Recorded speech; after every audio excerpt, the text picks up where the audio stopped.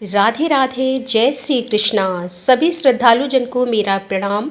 आज हम सुनेंगे ऋषि पंचमी व्रत की पावन कथा, जिसका श्रवण करने से समस्त पाप दूर होते हैं और जीवन में सुख शांति का वास होता है। आइए कथा आरंभ करते हैं।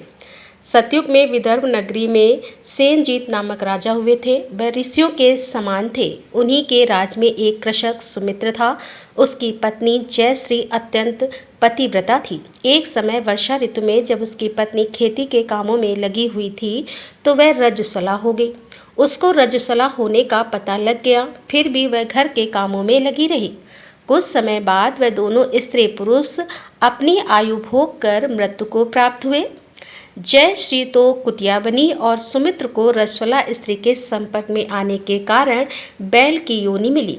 क्योंकि ऋतु दोष के अतिरिक्त इन दोनों का कोई और अपराध नहीं था, इसी कारण इन दोनों को अपने पूर्व जन्म का समस्त विवरण याद रहा। वे दोनों कुतिया और बैल के रूप में उसी नगर में अपने बेटे सुचित्र के यहाँ रहने लगे। धर्मात्मा सुचित्र अपने अतिथियों का पूर्ण सत्कार करता था। अपने पिता के श्राद्ध के दिन उसने अपने घर ब्राह्मणों को भोजन के लिए नाना प्रकार के भोजन बनवाए। जब उसकी पत्नी किसी काम के लिए रसोई से बाहर गई हुई थी तो एक सर्द ने रसोई की खीर के बर्तन में विषमन कर दिया। कुतिया के रूप में सुचित्र की माँ कुछ दूर से सब देख रही थी। पुत्र की बहू के आने पर उसने पुत्र को ब्रह्म हत्या के पाप से बचाने के लिए उस बर्तन में मुँह डाल दिया।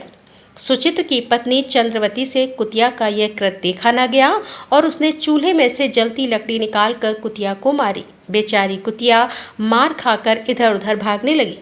चौके में जो जूठन आदि बची रहती थी वह सब सुचित्र की बहू उस कुतिया को डाल देती थी, लेकिन क्रोध के कारण उसने वह भी बाहर फेंकना बंद कर दिया। सब खाने का सामान फेंकवाकर बर्तन साफ करके दोबारा खाना बनाकर ब्राह्मणों को खिलाया।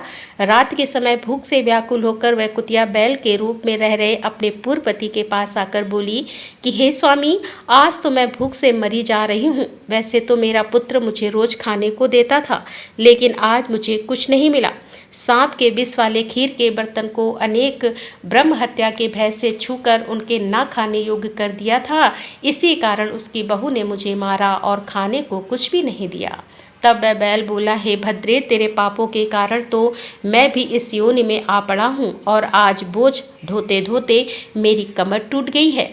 आज मैं भी खेत में दिन भर हल में जुता रहा। मेरे पुत्र ने आज मुझे भी भोजन नहीं दिया और मुझे मारा भी बहुत। मुझे इस प्रकार कष्ट देकर उसने इस रात को निष्फल कर दिया है। अपने माता पिता की इन बातों को सुचित्र सुन रहा था। उसने उसी समय दोनों को घर पे भोजन कराया और फिर उनके दुख से दुखी होकर वन की ओर चला गया। वन में जाकर ऋषियों से पूछा कि मेरे माता पिता किन कर्मों के कारण इन नीची योनियों को प्राप्त हुए हैं और अब किस प्रकार से इनको छुटकारा मिल सकता है। तब शर्मात्मा ऋषि बोले, तुम इनकी मुक्ति के लिए पत्नी सहित ऋषि पंचमी का व्रत धारण करो तथा उसका फल अपने माता पिता को दो। भाद्रपद महीने की शुक्ल पंचमी को मुख शुद्ध करके मध्याह्न में नदी के पवित्र जल में स्नान करना और नए रेशमी कपड़े पहनकर अरुंधति सहित सप्त ऋषियों का पूजन करना। इतना सुनकर सुचित्र अपने घर लौट आया और अपनी पत्नी सहित विधि विधान से पूजन व्रत किया। उसके पुण्य से माता पिता दोनों पशु योनियों से छूट गए।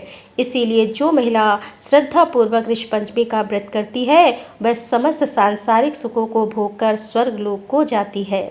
एक और कथा के अनुसार एक समय की बात है कि विदर्भ देश में एक ब्राह्मण रहता था। उसकी पत्नी बहुत धर्मपरायण थी। विवाह के कुछ समय बाद उनके यहाँ एक पुत्री का जन्म हुआ।